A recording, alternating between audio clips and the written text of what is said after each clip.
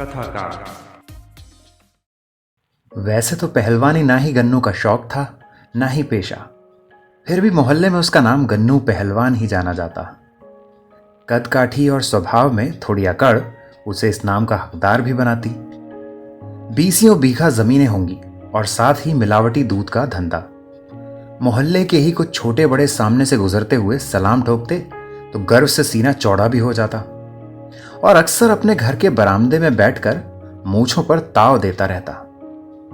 इतना होने पर भी उसे ये बात जरूर टीसती कि लोग पीछे दबी जुबान से उसके नाम का उपहास करते हैं। उसे कम अक्ल समझते हैं।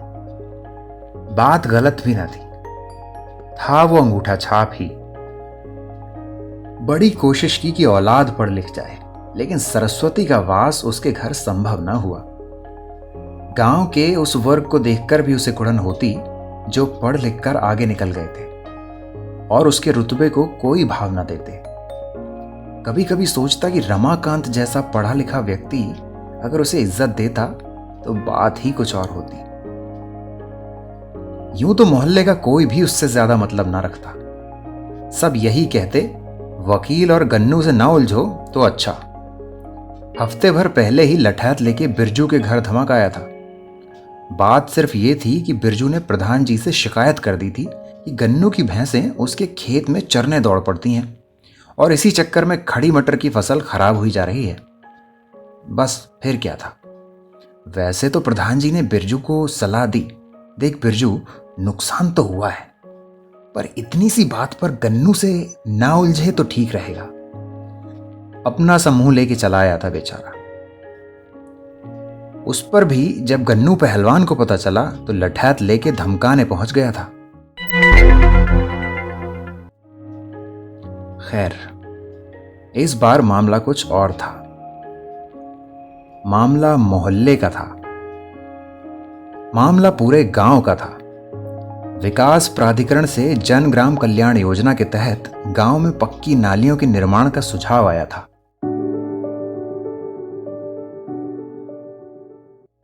सरकारी पैसे का आवंटन तभी संभव था जब उसके लिए गांव में एक मत से सुझाव पारित हो जाए।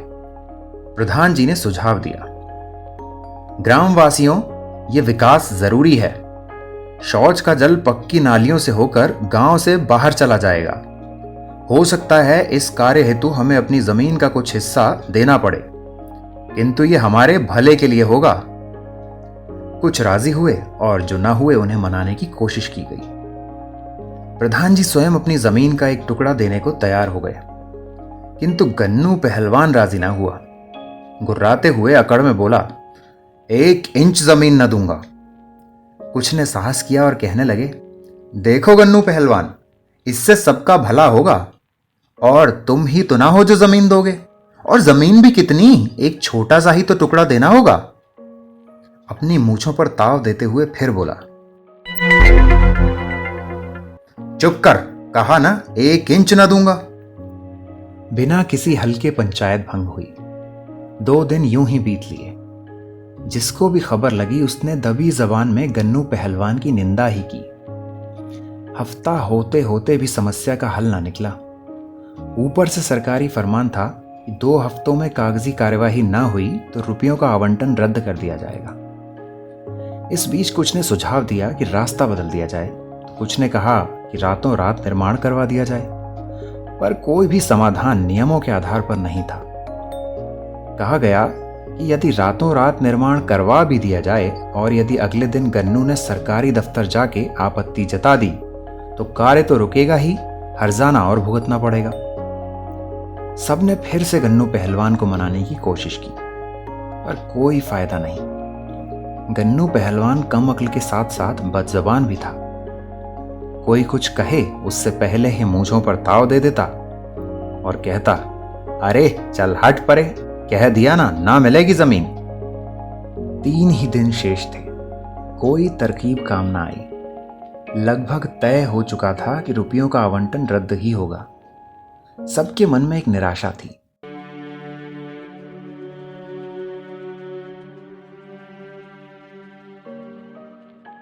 प्रधान जी की भी कोशिश काम ना आई। आखिरकार आवंटन का दिन आ ही गया। सुबह 10 बजे सरकारी दफ्तर से 2 बाबू पधारे। प्रधान जी जब उनके सम्मुख प्रस्तुत हुए तो निराशा साफ झलक रही थी।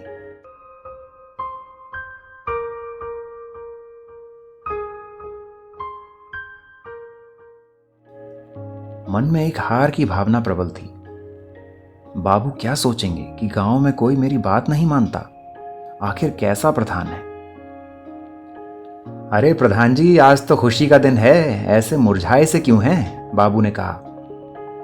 फीकी मुस्कुराहट के साथ जब प्रधान जी ने जवाब दिया तो बाबू ने टोका, कुछ समस्या हो तो बताइए।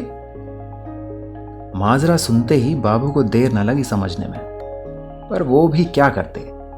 फिर भी बाबू ने शाम तक का वक्त दिया। यदि आप लोग मिलकर समस्या का समाधान ढूंढ लेते हैं तो शाम तक का समय है। बाकी तो प्रधान जी, सरकारी खातों में दोबारा रुपया आने में कितना समय लगता है ये बताने की जरूरत नहीं। कुछ विचारते हुए प्रधान जी ने रमाकांत को बुलावा दे भेजा। गांव के और लोग भी उपस्थित हुए। जिम्मेदारी रमाकांत को सौंपी गई। मौके को भांपते हुए रमाकांत ने कुछ विचार किया और प्रधान जी के कान में कुछ फुसफुसाहट की। वहां उपस्थित लोगों को भी कुछ निर्देश दिए गए। गन्नू पहलवान को बुलावा दे भेजा। गन्नू की उपस्थिति से किसी को कुछ उम्मीद न थी, फिर भी रमाकांत ने कहना शुरू किया, गन्नू जी, आप तो काफी समझदार हैं। ये बात कुछ ऊंची आवाज में कही गई। रमाकांत ने आगे कहना जारी रखा, और गांव के एक गणमान्य व्यक्ति भी। रमाकांत के मुख से पहला वाक्य सुनते ही गन्नू पहलवान का सीना यूं चौड़ा हुआ कि उसके पेट की गोलाई तक ढक जाए। कानों से होते हुए उसके ये शब्द मानो दिलो दिमाग में कोलाहल करने लगे। सबके सामने अपने लिए ये विशेष टिप्पणी सुनना गन्नू पहलवान के लिए एक विशेष बात थी। गन्नू पहलवान, आपकी समझदारी को देखकर ही हमने ये प्रस्ताव रखा था जिसपे आपके सहयोग की जरूरत थी। आपसे ऐसी उम्मीद। रमाकांत अपनी बात पूरी करता उससे पहले ही गन्नू पहलवान अपने सीने में सांस भरते हुए बोला, ना ना, कोई समस्या ना है, चाहे जितनी जमीन ले लो, आखिर गांव का मामला है। कहते हुए मूंछों पर ताव भी ना दिया, ना कोई अकड़ ही दिखाई। प्रधान जी ने एक निश्चिंतता की आह भरी। मन ही मन रमाकांत को धन्यवाद दिया। कुछ वहीं मौजूद मंद मंद मुस्कुराने लगे। गन्नू पहलवान अब भी रमाकांत के शब्दों को सीने में संजोए बैठा था। कुछ समय में सरकारी कागजों का काम चालू हुआ। कुछ ही दिनों में निर्माण के समीप एक सूचना पट था, निर्माण कार्य प्रगति पर है।